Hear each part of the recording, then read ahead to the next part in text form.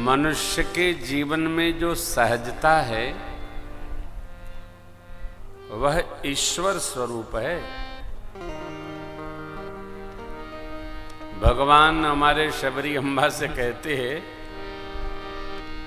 शबरी जी, मम दर्शन फल परम अनूपा, जीव पाव निज सहज स्वरूप। ये सहज स्वरूप क्या है? तो जो वो है वह स्वरूप उसको प्राप्त हो जाता है। हम आप क्या हैं? ईश्वरांश हैं, ईश्वर के अंश हैं। जब हम आप ईश्वर के अंश हैं तो हम अपनी सहजावस्था में जब जाएंगे तो ईश्वर सदृश हो जाएंगे। कैसे होगा महाराज?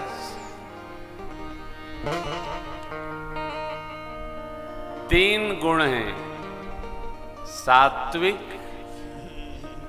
राजसिक और तामसिक। सत रज तम तीन गुण हैं। अब हम अंतिम वाले की चर्चा नहीं करेंगे, दो की चर्चा करते हैं आपसे। जीवन में जितना भजन रहेगा, भगवत स्मरण रहेगा, सात्विक वृत्ति रहेगी, परमात्मा स्मरण रहेगा,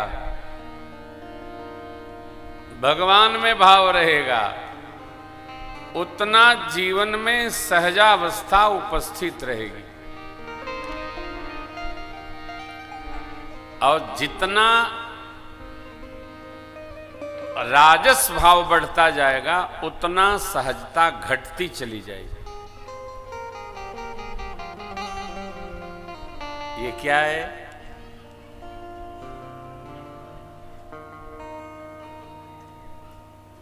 ये शरीर किससे बना है? आग, पानी, मिट्टी, वायु अर्थात हवा और जल से। आकाश तत्व, आग पानी बोल दिया, आकाश से। 5 तत्वों से शरीर बना है और इसको 5 में ही लीन होना है। आत्मा अजर अमर है। कौन नहीं चाहता है कि हमारा जीवन सहज हो जाए? महाराज क्या बताऊं मैं, इतनी झंझट है, इतना बवाल है, सहज हो ही नहीं पाते हैं। शिव जी से ज्यादा बवाल है क्या है आपके ऊपर? भोले बाबा से ज्यादा झंझट है। नंदी अपना वाहन है, सिंह माता जी का वाहन है, बड़े सरकार के वाहन मयूर महाराज हैं, गले में नागराज हैं, दोनों का जन्मजात वैर है। इधर नागराज गले में हैं, सिर से पांव तक लगे हैं सर्प, और छोटे गणेश महाराज की सवारी मूसक महाराज हैं। साथी कौन है? कल आपने सुना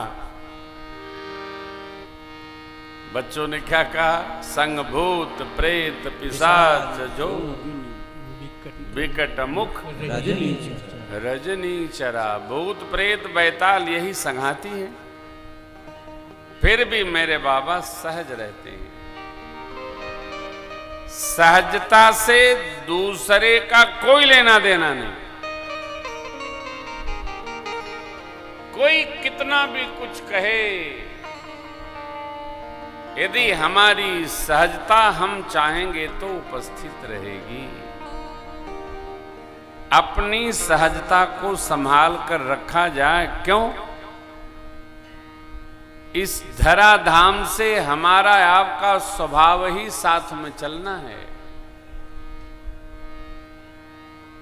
तिनका भी कोई लेके नहीं जाएगा। तिनका नहीं चलेगा।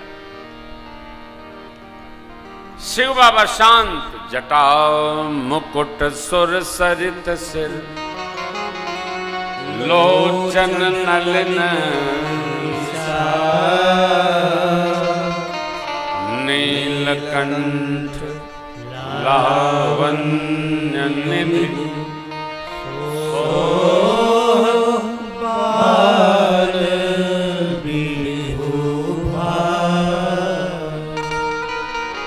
जटाओं का मुकुट, देव नदी गंगा शीस में,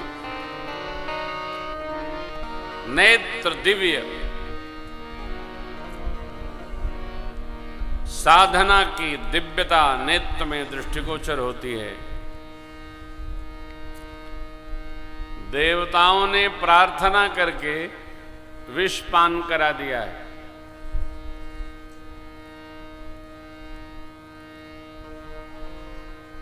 कंठ नीला है बाबा का, लेकिन चेहरे पर जो दिव्यता है वो वर्णनातीत है। नीलकंठ लावण्य निधि सोहबा, बालचंद्र ललाट पर शोभायमान हो रहा है, ऐसा स्वरूप बाबा का, लेकिन शांत है। बैठे सोह काम रिपु धरे शरीर, शांत। पहली बात सहजता जीवन में आवे, दूसरी बात शांत जीवन जिया जाए, अशांत नहीं।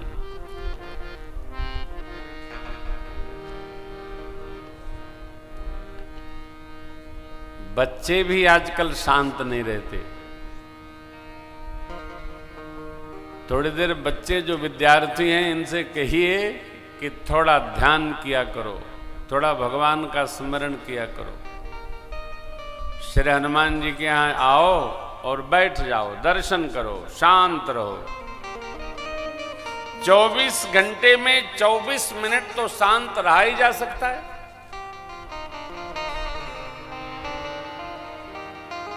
प्रयास करें कि शांत रहे।